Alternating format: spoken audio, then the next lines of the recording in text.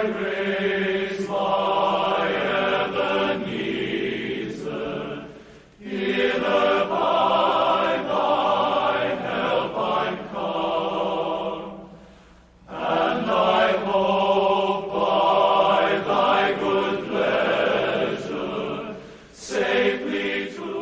día, hermanos. Bienvenidos nuevamente a Ministerio Palmoni. El día de hoy me gustaría continuar con ustedes nuestra serie de las 7 trompetas. Recordemos que ya habíamos estudiado las primeras 5 y algunas de estas trompetas las habíamos dividido en distintas partes porque la información era demasiada y por lo tanto nos vimos en la necesidad de poder dividir para que el tema no fuera demasiado pesado. Y en esta ocasión pues pasará algo similar con esta trompeta, que es la sexta. Será nuestro noveno estudio de esta serie y será nuestra primera parte. No estoy bastante seguro de cuántas partes me tomará el que podamos estudiar y ver la mayoría de los símbolos que están presentes en esta trompeta, pero espero que únicamente sean 3 o posiblemente 2. Así que antes de comenzar, mis hermanos, les invito a que me acompañen a realizar una oración. Padre Santo, te damos las gracias por esta oportunidad que nos das de poder abrir tu palabra y sobre todo de poder meditar en tus temas, Señor. Te pedimos, Padre, en tu misericordia, que puedas darnos ciencia y sabiduría sobre este tema de la sexta trompeta, que podamos aprender y reconocer los símbolos que están colocados ahí y que podamos rastrearlos fácilmente en tu palabra y que pueda, Señor, ayudarnos a recordar los temas que hemos visto, pues se relaciona bastante con esta sexta trompeta. Te agradecemos, Señor, por esta oportunidad que nos das. En el bendito y santo nombre de nuestro Señor Jesucristo te oramos y te pedimos estas cosas. Amén. Muy bien, mis hermanos, recordemos que siempre, por lo general, lo que hacemos antes de comenzar a estudiar la trompeta es leer aquellos pasajes que nos hablan de esa trompeta, simplemente para tener en nuestra mente poco a poco los símbolos, cuántos versículos son tal vez, y sobre todo poder recordarlos y poder mantener esta información en nuestra mente porque es prácticamente indispensable. Así que vamos a comenzar con el versículo 13, el cual dice lo siguiente: Y el sexto ángel tocó la trompeta, y oí una voz de los 4 cuernos del altar de oro que estaba delante de Dios, diciendo al sexto ángel que tenía la trompeta: Desata los 4 ángeles que están atados en el gran río Éufrates. Y fueron desatados los 4 ángeles que estaban preparados para la hora, y el día, y el mes, y el año, para matar la tercera parte de los hombres, y el número del ejército de los de a caballo eran 200 millones. Y oí el número de ellos, y así vi en visión los caballos, y a los que sobre ellos estaban sentados, los cuales tenían corazas de fuego, de jacinto y de azufre. Y las cabezas de los caballos eran como cabezas de leones, y de su boca salía fuego y humo y azufre. Por estas 3 plagas fue muerta la tercera parte de los hombres, por el fuego, y por el humo, y por el azufre que salía de su boca. Porque su poder está en su boca y en sus colas, porque sus colas eran semejantes a serpientes y tenían cabezas, y con ellas dañan. Y los otros hombres que no fueron muertos con estas plagas, ni aun así se arrepintieron de las obras de sus manos, para que no adorasen a los demonios, y a las imágenes de oro y plata y bronce y piedra y de madera, las cuales no pueden ver ni oír ni andar. Y no se arrepintieron de sus homicidios, ni de sus hechicerías, ni de su fornicación, ni de sus hurtos.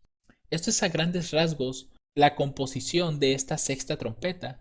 Realmente, si ustedes notan, es bastante abarcante, al igual que la quinta trompeta, y contiene demasiada información sobre los sucesos que van a ocurrir cuando esta sexta trompeta comience a ser tocada, porque dentro de ella se encuentra también el segundo ay. Recordemos que en los estudios pasados vimos que únicamente la quinta, la sexta y la séptima trompeta tienen ayes consigo, a diferencia de las primeras 4 trompetas, y que de alguna forma las primeras 4 trompetas tienen una relación estrecha con la caída de Roma Occidental. Y con esto vamos a ver ahora cómo estas 3 trompetas tienen una relación un poco más allegada a Roma Oriental o el Imperio Bizantino, como se le conocía en ese entonces. Y lo que habíamos establecido también con los estudios pasados es que precisamente estas trompetas eran para traer un azote sobre Roma, es decir, el enemigo de Dios. Porque si ustedes recuerdan también en los temas que hemos estado publicando en este ministerio, ya sea el de las 7 iglesias o cualquier otro tema que tenga que ver con aquellas historias de persecución, Roma se ha encargado de perseguir bastante al pueblo de Dios. Por tanto, Dios está trayendo juicio sobre esa nación porque ha estado persiguiendo a su pueblo de forma constante. Muy bien, así que vamos a comenzar primeramente con el verso 13 para tratar de entender todo lo que está ocurriendo aquí adentro. Apocalipsis 9:13 dice lo siguiente. Vamos a ver los cuernos del altar. Dice, y el sexto ángel tocó la trompeta y una voz de los 4 cuernos del altar de oro que estaba delante de Dios. ¿Cuáles son estos 4 cuernos? ¿Cuál es este altar de oro que se está ilustrando aquí?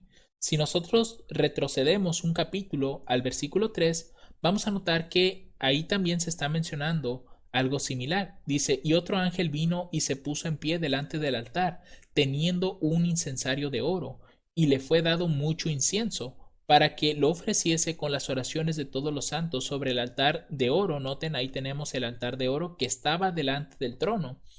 Y si nosotros vemos en el capítulo 9, ese altar de oro dice que estaba delante de Dios. Por tanto, Dios es el que estaba sentado en ese trono que está siendo mencionado en Apocalipsis 8. Por tanto, estamos hablando del mismo lugar. Pero, ¿qué es ese altar de oro? ¿Qué representa? ¿O por qué razón está allí?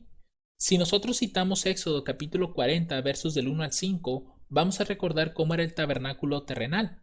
Dice, y Jehová habló a Moisés diciendo, en el primer día del mes primero harás levantar el tabernáculo de la congregación, y pondrás en él el arca del testimonio, y cubrirás el arca con el velo, y meterás la mesa, y la pondrás en orden. Meterás también el candelero, y encenderás sus lámparas, y pondrás el altar de oro para el incienso delante del arca del testimonio, y pondrás la cortina delante de la puerta del tabernáculo. Si quisiéramos ilustrar esto, prácticamente lo que se le está diciendo a Moisés es, coloca el arca aquí del pacto, pone el velo, que es esta línea rosa o morada, dependiendo cómo la vean, y enfrente de ese velo iba a estar ese altar de oro. Es la misma escena que nosotros estamos viendo en Apocalipsis 9, es decir, que Apocalipsis como tal es una escena que está representando el santuario. Eso quiere decir que cuando Juan está escuchando esa voz de los 4 cuernos del altar de oro que estaba delante de Dios, es porque Juan se encontraba en el lugar santo o estaba mirando el lugar santo cuando estaba ocurriendo lo del sexto ángel. ¿Por qué? Porque noten que el altar de oro estaba delante de Dios y en el tabernáculo este es el altar de oro y delante de él ¿quién está? El arca del pacto, la presencia de Dios, su trono. Así que esta escena prácticamente nos está diciendo que lo que está ocurriendo ahí está ocurriendo dentro del lugar santo. Ahora bien, si nosotros citamos Hebreos capítulo 8 versos 1 y 2 y también el verso 5, pues vamos a ver qué es lo que está ocurriendo allá arriba en el cielo. Más que nada para darnos una idea o ampliar un poco más esto, dice, así que la suma de lo que hemos dicho es, tenemos tal sumo sacerdote, Cristo, el cual está sentado a la diestra del trono de la majestad en los cielos. ¿Quién es ese que está sentado en el trono en la majestad de los cielos? Tiene que ser Dios, el Padre, ministro del santuario, del verdadero tabernáculo que el Señor levantó y no el hombre. Es decir, Cristo en estos momentos se encuentra en aquel verdadero santuario, aquel lugar que era la representación o la realidad del tabernáculo que fue levantado aquí en la tierra. Dice, los cuales sirven de ejemplo y sombra de las cosas celestiales. ¿Qué es lo que sirve de ejemplo y sombra? El tabernáculo que levantó Moisés. ¿De qué cosa era esa sombra? De las que están en el cielo, de las cosas que están en el cielo, como fue advertido por Dios a Moisés cuando estaba por comenzar el tabernáculo. Mira, dice, haz todas las cosas conforme al modelo que te ha sido mostrado en el monte. Es decir, el tabernáculo que Moisés levantó en el desierto, se le entregó a él un modelo y ese modelo era del que estaba en el cielo. Por tanto, nosotros estamos observando las mismas cosas. Por ejemplo, cuando iniciamos a leer Apocalipsis, se pueden dar cuenta que ahí se encuentran los candeleros, que, bueno, en esa visión son 7, pero aquí nada más tenemos uno. De igual forma, estamos viendo en estos momentos el altar de oro, que aquí se encontraba también en el lugar santo, y aunque en Apocalipsis no se esté diciendo arca del pacto, sabemos que el arca del pacto es el trono de Dios, es donde está posada su presencia. Por lo tanto, estamos viendo aquí el arca del pacto, pero con su verdadero nombre, que es el trono de Dios. Muy bien, una vez que ya hemos visto que realmente esos cuernos del altar que se están presentando aquí, pues realmente es una alusión directa al santuario, ahora vamos a pasar a otro de los símbolos que están siendo mencionados en estos versículos.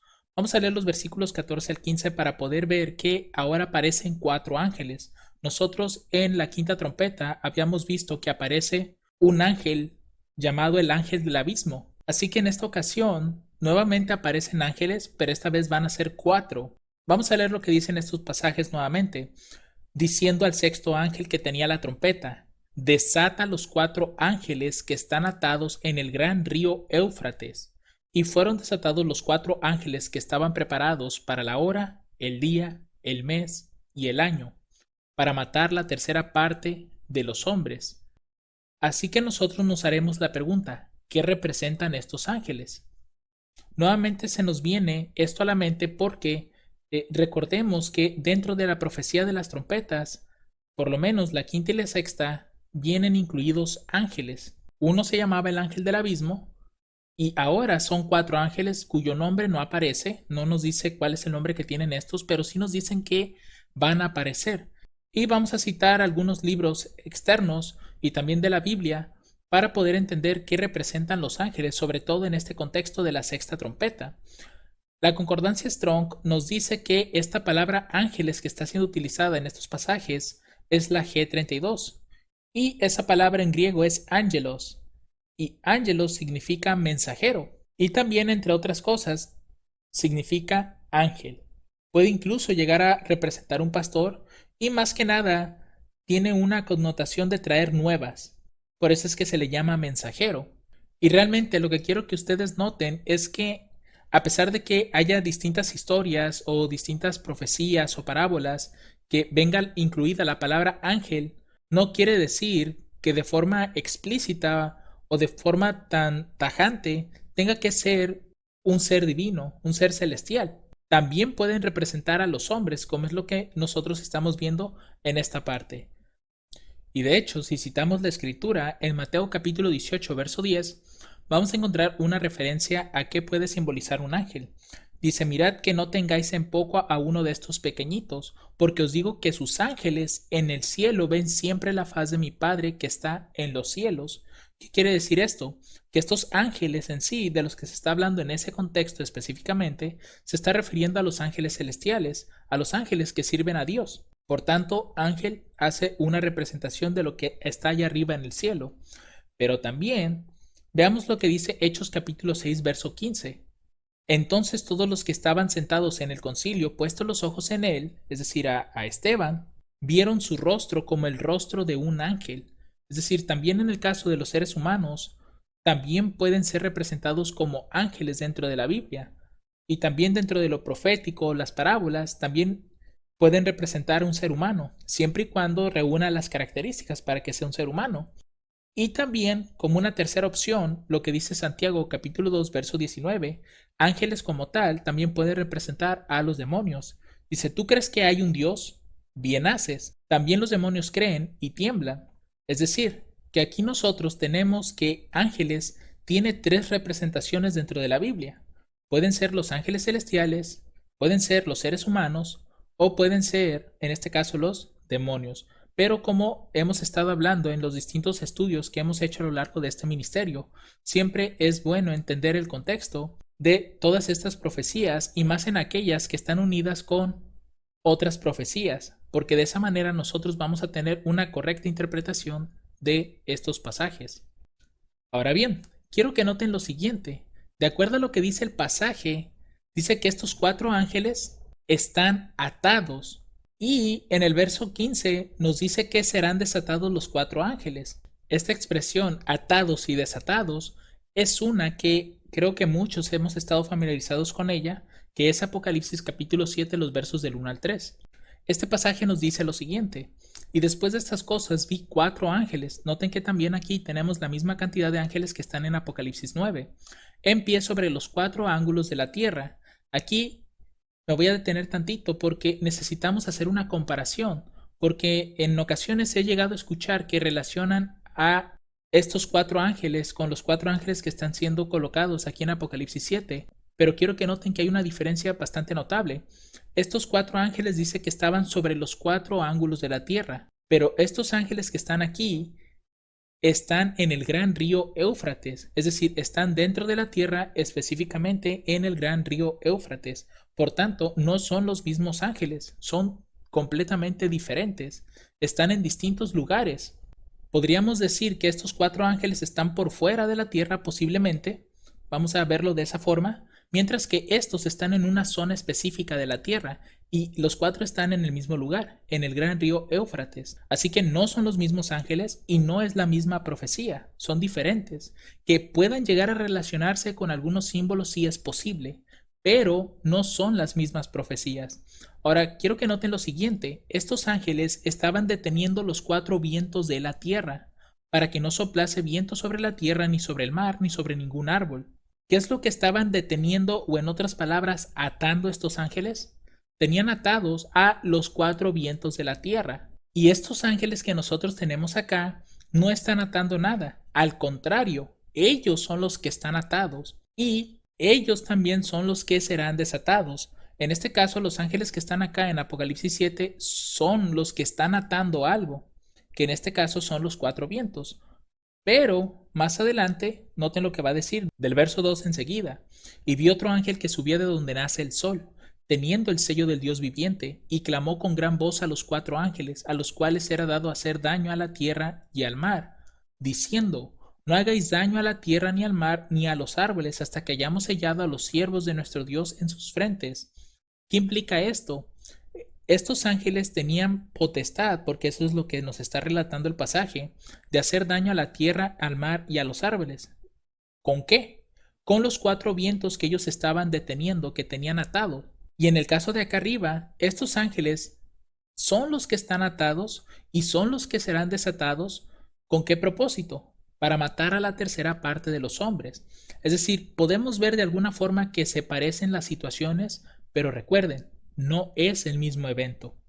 ¿Y por qué digo que no es el mismo evento también? Este es, por así decirlo, las primeras 2 pruebas. Una, están en diferentes lugares, y 2, lo que está atado es distinto. Ahora, ¿cuál sería la tercera? Veamos lo que dice el mismo contexto de la sexta trompeta. Apocalipsis 9, los versos 16 al 18. Me voy a adelantar un poquito para poder entender un poco mejor a qué se refiere estos pasajes de arriba. Dice: y el número del ejército de los de a caballo era 200 millones. Noten, hay un ejército aquí que está siendo preparado. De hecho, es el siguiente versículo del 15. Dice: y oí el número de ellos, y así vi en visión los caballos, y a los que sobre ellos estaban sentados, los cuales tenían corazas de fuego, de jacinto y de azufre, y las cabezas de los caballos eran como cabezas de leones, y de su boca salía fuego y humo y azufre. Por estas 3 plagas fue muerta la tercera parte de los hombres, por el fuego, por el humo y por el azufre que salía de sus bocas. Esta es la tercera evidencia para demostrar que este evento de aquí, de Apocalipsis 9, no es el mismo evento de Apocalipsis 7, porque aquí lo que nosotros vemos es que la tercera parte de los hombres, que como dice aquí va a ser muerta, y que es precisamente de lo que se está hablando acá, nos dice que es ejecutada por caballos, por ejércitos de caballos que, como dice aquí, eran como 200 millones.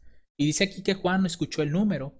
Y lo que está viendo Juan sobre estos caballos es una semejanza parecida a lo que nosotros hemos visto en este caso en la quinta trompeta. Si notan, hay muchas características que aparecen en la quinta trompeta. Lo único que está faltando aquí es que aparezca langosta. Pero en sí, vemos la apariencia de caballos, vemos la apariencia de león, nuevamente vemos las corazas que se están mencionando, al igual que en la otra. Y en este caso se nos dice que de las cabezas de los caballos salía fuego, humo y azufre. Es decir, estamos hablando que estos cuatro ángeles en sí no están representando a los ángeles ni del cielo ni del adversario, están representando a seres humanos. ¿Por qué? Porque cuando se habla de ejércitos dentro del contexto de la quinta y sexta trompeta, se está hablando de personas, de seres humanos, y estos son los que llevan a cabo, como dice aquí, para matar a la tercera parte de los hombres. Por tanto, estos ángeles, que en sí son ejércitos de a caballo, específicamente así lo está definiendo la profecía, que van a ser desatados durante la hora, día, mes y año. ¿Y cuál va a ser su obra? Matar a la tercera parte de los hombres. ¿Mediante qué? Con el fuego, humo y azufre. Más adelante vamos a ver el significado de estos símbolos, pero más que nada lo que quería demostrar aquí es que estos ángeles de ninguna forma están representando a Satanás o a sus demonios, y tampoco están representando a los ángeles del cielo. De hecho, aquí nuevamente cito Apocalipsis 9:11. Recuerden lo que dice la quinta trompeta: y tenían por rey sobre ellos al ángel del abismo, cuyo nombre en hebreo es Abadón y en griego Apolión. Es decir, su labor era una labor destructiva, porque recuerden que Abadón y Apolión, el significado que tienen estas dos palabras en sus respectivos idiomas, es el destructor. Y lo que vimos dentro de la quinta trompeta es que este ángel del abismo representa a su primer rey, a Osman, o también llamado Otman. En otras palabras, y adelantándonos un poco más antes de llegar a la parte número 2 de este estudio, prácticamente de lo que nos volverá a hablar esta profecía es de los ejércitos islámicos, porque está relacionado con la quinta trompeta.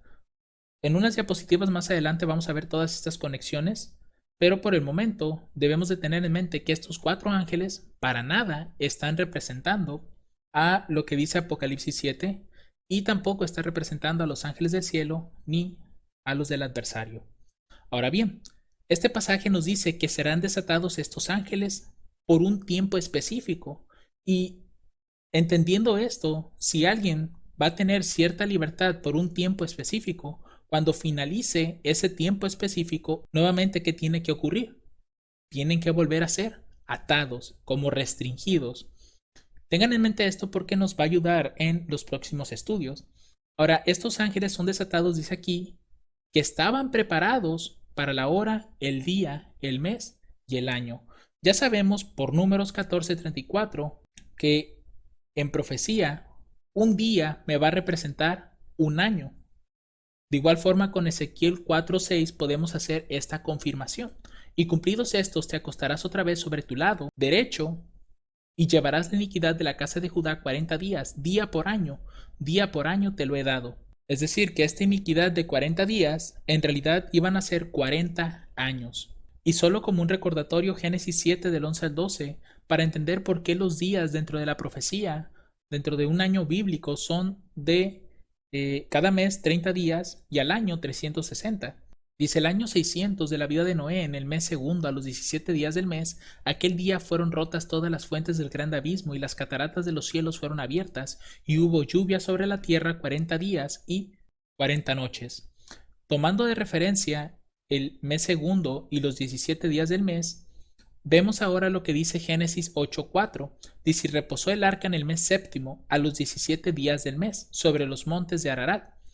Aquí solamente les dejaría esa tarea, que ustedes comiencen a hacer el conteo de los días, para que puedan observar que los meses están conformados por 30 días y el año sería de 360 días.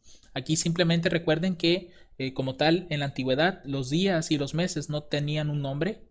Entonces aquí, como es el mes segundo, pues sería el mes tercero, mes cuarto, mes quinto y mes sexto. Y también les recomiendo que tomen en cuenta los días que se están mencionando aquí. Recuerden que esto duró 40 días y 40 noches, pero en otro pasaje se habla de otro periodo, de cuando las aguas comenzaron a bajar. Ahora, teniendo en mente esto como un recordatorio, la profecía nos dice que estos ángeles iban a ser desatados porque ya estaban preparados para la hora, el día, el mes y el año. Sabemos que un año profético va a representarme 360 días proféticos.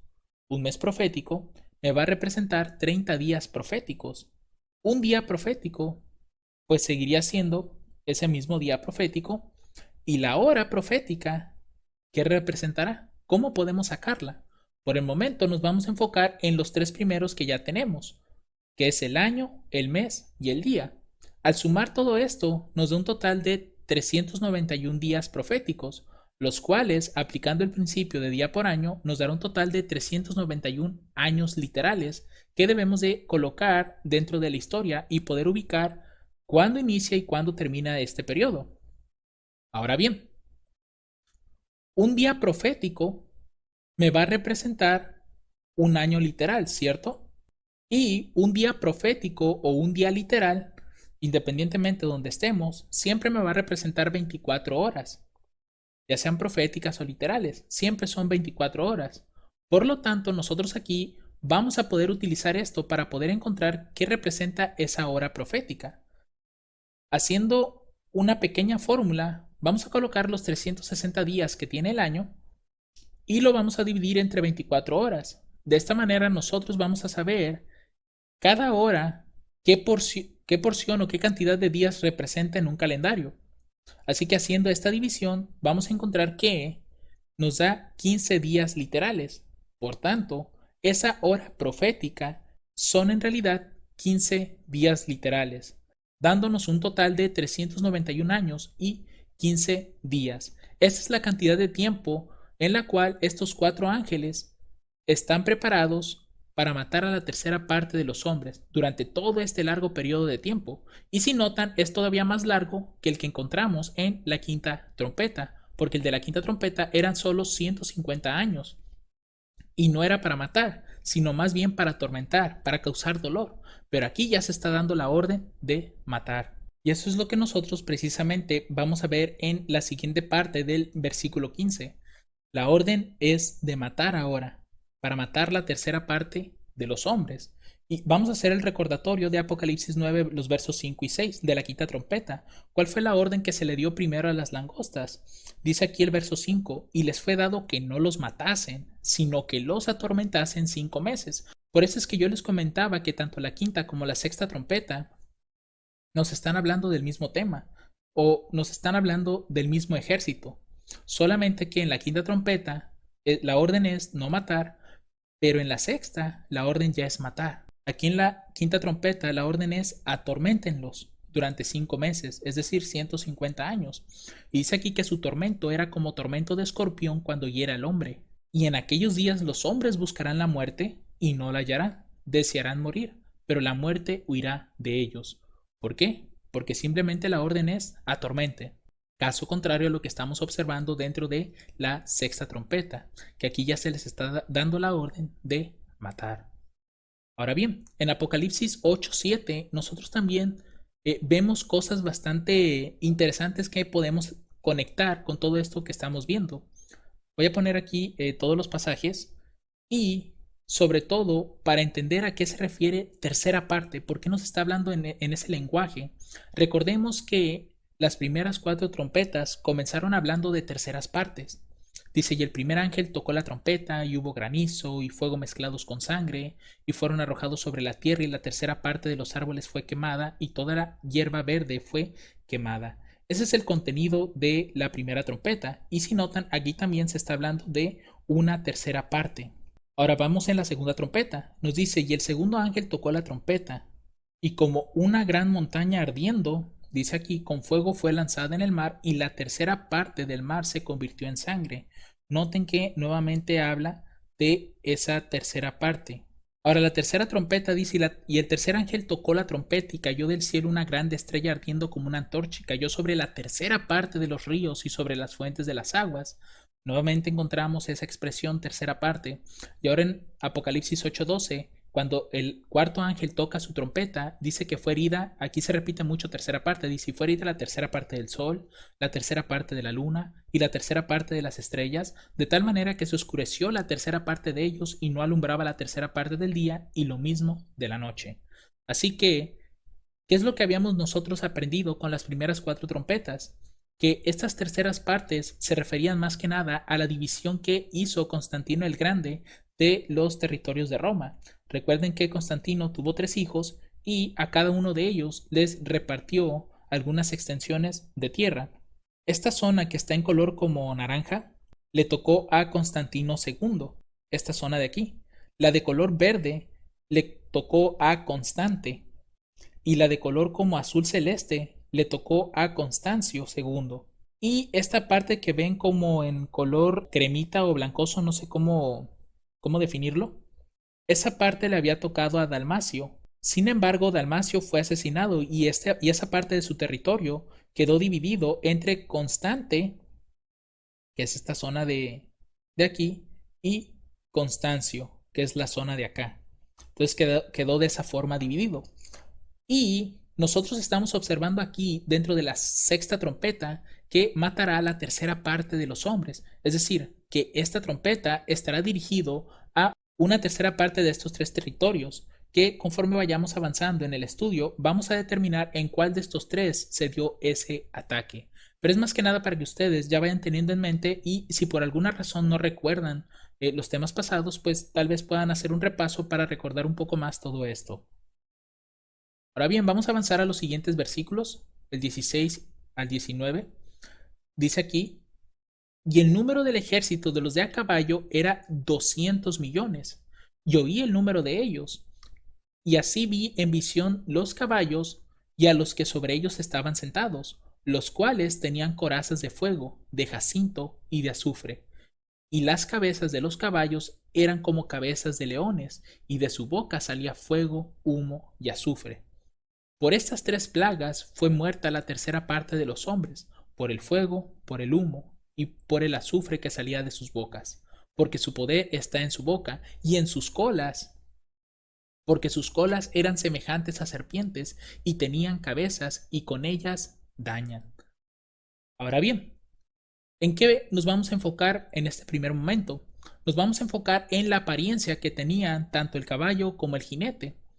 Y aquí tomé una pequeña imagen, aquí dejo la referencia en la que más o menos el artista se imaginó que sería esa descripción, porque habla de un ejército de a caballo, aquí se ve todo ese ejército de caballo o semejante a caballos, porque recuerden aquí que lo que está mencionando el pasaje es que los caballos y a los que estaban sobre ellos estaban sentados, los cuales tenían corazas. ¿Quiénes tenían corazas? Los que estaban montados. Tenían una coraza de fuego, de jacinto y de azufre. Y ahora se va a referir a las cabezas de los caballos. Dice, las cabezas de los caballos eran como cabezas de leones. Y aquí tenemos esa definición. Y de la boca de ellos salía fuego, humo y azufre. Que de acuerdo a la visión nos dice que son consideradas como tres plagas que ayudaron a matar a la tercera parte de los hombres. Ahora, menciona aquí que el poder de estos caballos, o de estos ejércitos, mejor dicho, estaba en su boca. ¿Por qué? Porque de su boca está saliendo fuego, humo y azufre. Y también en sus colas, porque sus colas eran semejantes a serpientes. Y aquí no sé si alcanzan a ver, pero ahí tenemos unas imágenes de serpientes. Y lo más interesante de esto, mis hermanos, es que realmente vemos una tremenda conexión entre la quinta y la sexta trompeta, que nos ayudará a entender también los símbolos. Recuerden también lo que hemos visto con las reglas de interpretación de Miller, que cómo saber si un símbolo, pues hay que interpretarlo, ya sea de forma literal o mantenerlo en forma simbólica. Recuerden que nos debemos de fijar si ésta viola las leyes simples de la naturaleza. De ser así, entonces es simbólico. Si no, es literal. Y aquí vemos que es simbólica esa parte de la cabeza de león, porque nunca hemos visto un caballo con cabeza de león. Y al mismo tiempo nunca hemos visto un león que arroje fuego, humo y azufre de su boca.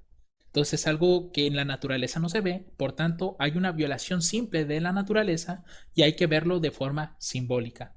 No hay que interpretarlo como que de forma literal aparecerán de pronto caballos que empiecen a lanzar fuego de su boca. De eso no se trata la profecía. Pero vamos a hacer una comparación con la quinta trompeta, sobre todo para ver que realmente estamos hablando del mismo ejército, no ha cambiado, sigue siendo el mismo poder, solamente que se nos está hablando en otro tiempo distinto. Vamos a leer los versos 7 al 11 y nos vamos a enfocar específicamente en lo que está subrayado. Dice, y el parecer de las langostas era semejante a caballos preparados para la guerra. Noten, en la quinta trompeta, las langostas eran semejantes a caballos. Aquí en la sexta trompeta ya nos está hablando directamente del caballo. Por eso yo les digo, aquí casi casi nada más faltó que colocaran langosta para mantener la misma conexión, pero no. Nos habló ya directamente del caballo. Es como si se hubiera saltado el símbolo de langosta y ya va directo al símbolo del caballo. Ahora aquí dice que estas langostas estaban preparados para la guerra, pero notamos que acá ya están en la guerra. Por lo menos esa impresión a mí es la que me da, porque acá eran simplemente un tormento, pero acá vemos que ya es una matanza la que van a realizar. Por tanto, aquí se preparan y aquí atacan. Ahora, noten que va a describir las características que tiene estas langostas y sobre sus cabezas, y aquí, si notan, habla de las cabezas de los caballos, tenían como coronas semejantes al oro y sus caras eran como caras de hombres. Y tenían cabello como cabello de mujer y sus dientes eran como dientes de leones. Noten, dientes de leones, pero acá ya se habla de cabezas de leones. Es lo mismo prácticamente. Solo que acá Juan se enfocó en los dientes y acá ya está hablando sobre la cabeza en sí, de todo, que era semejante a un león. Ahora, y tenían corazas como corazas de hierro. Pero acá nos dice que las corazas ahora son de fuego, de jacinto y de azufre. Luego, para entender un poco más este símbolo de fuego, posiblemente vamos a ver otras traducciones para entender a qué se refiere, pero directamente ya estamos viendo que es prácticamente el mismo orden. Define o da las características de la apariencia que tienen. Hay caballos, se habla de sus cabezas, se habla en algunos símbolos de león y ahora está hablando de las corazas. Acá es de hierro y acá es una combinación de fuego, jacinto y azufre. Ahora noten lo que dice más adelante, y el ruido de sus alas era como el estruendo de muchos carros de caballos corriendo a la batalla. Noten, muchos carros de caballos. Aquí no nos dice un número, pero aquí sí nos está diciendo de cuánto era, de 200 millones. También vamos a ver en la segunda parte un poco más esa expresión, pero podemos ver que realmente la profecía nos está hablando también de forma anticipada un poco de lo que va a pasar en la sexta trompeta. Dice que sus carros eran muchos corriendo para la batalla y tenían colas. Noten, aquí otra vez se habla de las colas, pero aquí dice que son como de escorpiones y tenían aguijones en las colas. Y acá se habla también de las colas, pero ya no son escorpiones, ahora son serpientes. Y bueno, si hiciéramos tal vez alguna investigación, pudiéramos ver que hay más posibilidad de que mueras por una mordedura de serpiente que por una picadura de alacrán, de escorpión. Por eso es que el símbolo cambia a un animal que es todavía más venenoso, que es el símbolo de la serpiente. Pero prácticamente estamos viendo los mismos símbolos, incluso el mismo orden se puede ver. Así que estamos hablando de el mismo ejército, del ejército islámico, no es de otro del que se está hablando dentro de estas dos profecías, de la quinta y de la sexta trompeta. Así que aquí, pues ahora nos enfocamos un poco en el número, aunque no veremos una cita todavía, porque, como les comentaba, en la segunda parte ya vamos a hablar un poco acerca de esa expresión, 200 millones. ¿Será tal vez literal? ¿Será algo simbólico? Entonces en la segunda parte nos vamos a enfocar mejor en esta parte porque vamos a citar algunas fuentes externas, sobre todo para entender a qué se refiere este número. Y también obviamente vamos a ver en inglés cómo se da esa expresión porque cambia un poquito. Y eso es la parte bastante interesante de esta profecía. Ahora, en el caso de los jinetes, se nos habla un poco de su apariencia, ¿cierto? Nos dice que los jinetes tenían corazas que eran como de fuego. Y el fuego, hay una expresión que se utiliza mucho con el fuego que es rojo como el fuego. Y también nos dice aquí que es el jacinto. Aquí tal vez no se diferencie mucho o posiblemente sus pantallas pueda cambiar un poco dependiendo del tipo de pantalla que tengan, pero el jacinto generalmente es de color azul o siempre se ha visto con esa coloración. Y finalmente dice que es como el azufre, es de un color amarillento. En otras palabras, aquí lo que debemos de buscar, bueno, en la segunda parte, es ver si encaja con la historia este tipo de colores dentro de la vestimenta de los ejércitos de a caballo. ¿Por qué? Porque en la quinta trompeta vimos que cuando habla de corazas de hierro se refiere precisamente a la forma en la que ellos se vestían para ir a la batalla. Y ahora, al parecer, está cambiando su vestimenta. Noten qué detallado es Dios al momento de dar la profecía y de dar los símbolos y las características, todo para que no podamos errar en ninguna manera en poder reconocer dentro de la historia todos estos símbolos. Ahora bien, ¿cuál era la apariencia de los caballos? Nos dice aquí en el verso 17, y las cabezas de los caballos eran como cabezas de leones, y de su boca salía fuego, humo y azufre. Esto pues ya lo habíamos visto dentro de la quinta trompeta. Realmente el simbolismo que tiene el león dentro de la Biblia, en Primera de Pedro 5:8, por ejemplo, se relaciona con el adversario. Dice: sed sobrios y velad, porque vuestro adversario el diablo, cual león rugiente, anda alrededor buscando a quien devorar. Noten que una característica del león, por lo menos de lo que se representa en la Biblia, es que es rugiente, es feroz, además de que está representando al adversario, pero aquí pues no lo está representando a él, está representando más bien la fiereza que tienen estos ejércitos.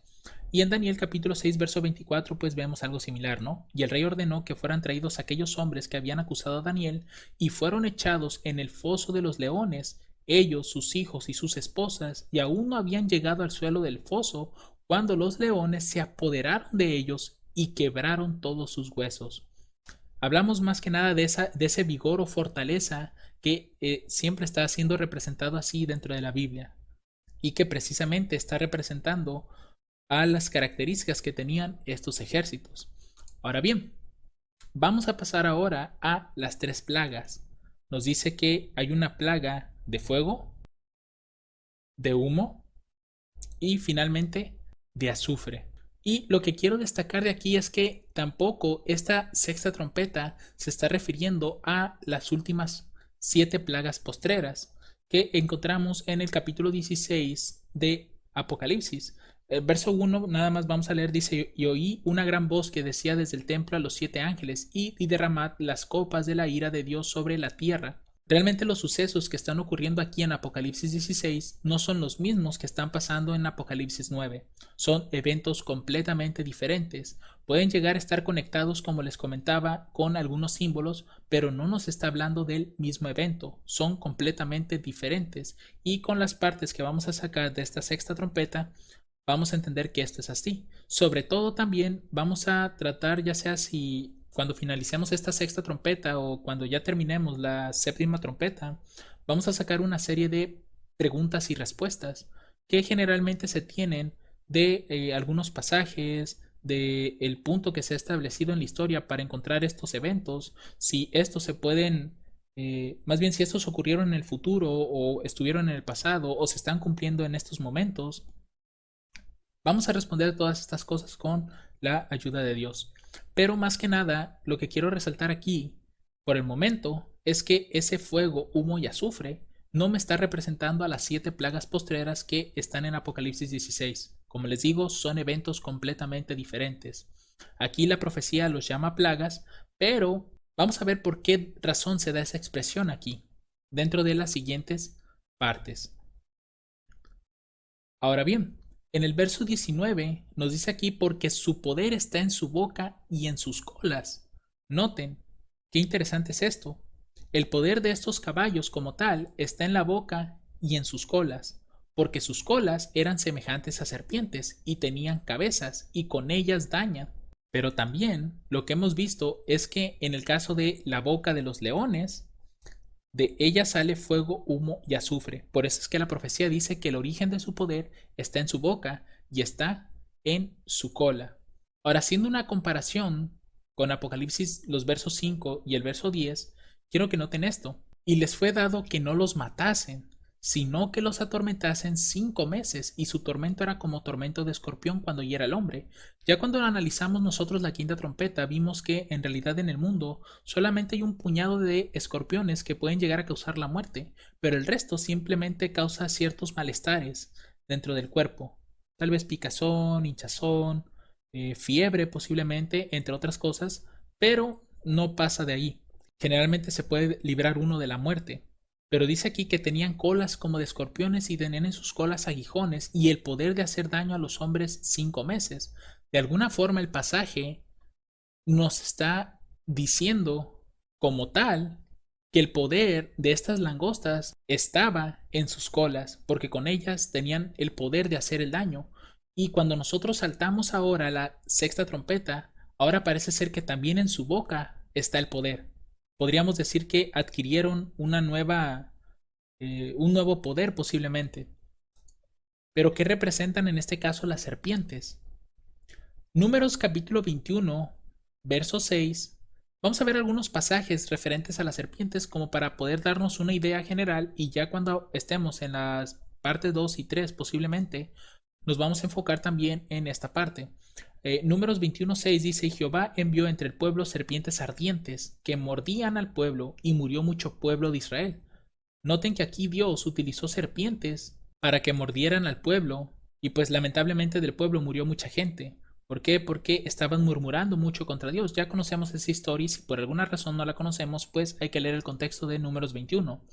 Entonces aquí noten, las serpientes son usadas, por lo menos aquí en esta historia, para matar, que es lo mismo que está ocurriendo acá en la sexta trompeta.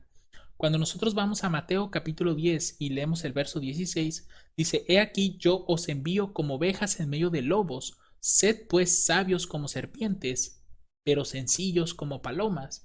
Noten que una característica de las serpientes en esta traducción o versión nos dice que son sabias, pero en otras dice que son astutas.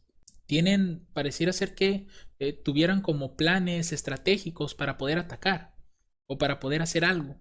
Y realmente, si nosotros vemos en la naturaleza las serpientes, no son animales que ataquen luego luego, son animales que observan y que de forma sigilosa se van acercando a la presa. Ahora, Mateo capítulo 23, verso 33. Noten lo que dice aquí ahora con relación a las serpientes. Aquí le está diciendo a esa generación, dice: serpientes, generación de víboras, ¿cómo escaparéis de la condenación del infierno? Es decir, las serpientes también representan a hombres que están rechazando el evangelio. Tiene esa también interpretación. Y Primera de Corintios capítulo 10, verso 9 nos dice lo siguiente: ni tentemos a Cristo, como también algunos de ellos le tentaron y perecieron por las serpientes. Esto pues de alguna forma nos está hablando directamente de Números 21:6, pero es más que nada para tener en mente que las serpientes son usadas en la Biblia para representar muerte, representar astucia o sabiduría y representar a personas que niegan el Evangelio. Así que ya todo esto, si pueden, váyanlo apuntando porque lo vamos a utilizar posteriormente en los siguientes temas. Ahora bien, los versos 20 y 21 nos dicen lo siguiente. Dice que los otros hombres, porque noten que están matando una tercera parte, no a todos, solo una tercera parte, quiere decir que 2/3 quedaron vivas. Dice: y los otros hombres que no fueron muertos con estas plagas, ¿cuáles plagas? El fuego, el humo y el azufre. Ni aún así se arrepintieron de las obras de sus manos. Noten, aquí vemos que estos ataques, o más bien estas trompetas, eran para hacer un llamado al arrepentimiento. Por eso es que yo les comentaba que realmente no podemos mezclar o conectar o decir que es el mismo evento lo que se está hablando en la novena, perdón, lo que se está hablando en la sexta trompeta con las 7 plagas postreras, porque las 7 plagas postreras son sin mezcla de misericordia. Pero aquí vemos que por lo menos el propósito que tenían estas plagas, estos ataques de las trompetas, era provocar un arrepentimiento. Dice: ni aún así se arrepintieron de las obras de sus manos, para que no adorasen, noten, a los demonios y a las imágenes de oro y plata y bronce y piedra y de madera, las cuales no pueden ver, ni oír, ni andar. Es decir, eran una reprensión ante la idolatría. Pero también dice aquí: no se arrepintieron de sus homicidios, ni de sus hechicerías, ni de su fornicación, ni de sus hurtos. ¿Qué representa todo esto? Primeramente hay que enfocarnos en la adoración a los demonios. ¿Cómo se adora a los demonios o cómo lo estaban haciendo en aquellos tiempos? Recuerden que esto es en relación a Roma. Ya no Roma occidental, porque recuerden que dentro de los estudios que vimos, Roma occidental cae en la cuarta trompeta, pero la quinta y la sexta trompeta están siendo enfocados a Roma Oriental o el Imperio Bizantino, como también se le llama. Entonces, ¿de qué forma los romanos estaban adorando a los demonios? Deuteronomio capítulo 32, verso 17 nos dice lo siguiente: ofrecieron sacrificio a los demonios, no a Dios, a dioses que no habían conocido. ¿Quiénes son los demonios? Los dioses falsos, a nuevos dioses venidos de cerca que no habían temido vuestros padres. Por tanto, si vemos la historia de Roma, vemos que tenía una multitud increíble de dioses. Incluso adoptaba a los dioses de otros lugares. Recordemos que en otro estudio ya habíamos hablado acerca del Panteón, que es el lugar de todos los dioses, que era como un edificio, como un templo prácticamente donde estaban los dioses de Roma, y que de alguna forma Constantino tomó a todos estos dioses y se los llevó a Constantinopla, que es la capital del Imperio Oriental.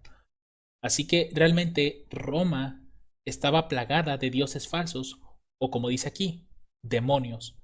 Adoraba a los demonios prácticamente. Por eso es que aquí con esos juicios que se estaban trayendo con las trompetas, ellos debieron de haberse arrepentido, y sin embargo, como dice aquí, no lo hicieron. Siguieron adorando a esos demonios con forma de oro, plata, bronce, piedra y madera, con forma de santos o de dioses paganos. En Daniel capítulo 5, verso 23 vemos algo similar con Babilonia. Si recuerdan, dentro de este capítulo vino un juicio contra Babilonia porque se bebió con los vasos sagrados de Dios.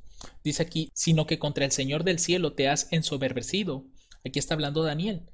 E hiciste traer delante de ti los vasos de su casa, y tú y tus príncipes, tus esposas y tus concubinas habéis bebido vino en ellos. Además de esto, diste alabanza a dioses de plata, y de oro, y de bronce, de hierro, de madera y de piedra. Notan que son los mismos materiales que se están mencionando acá, únicamente que en un orden completamente diferente, y también aquí hace falta el hierro en esta parte, pero no está siendo mencionado.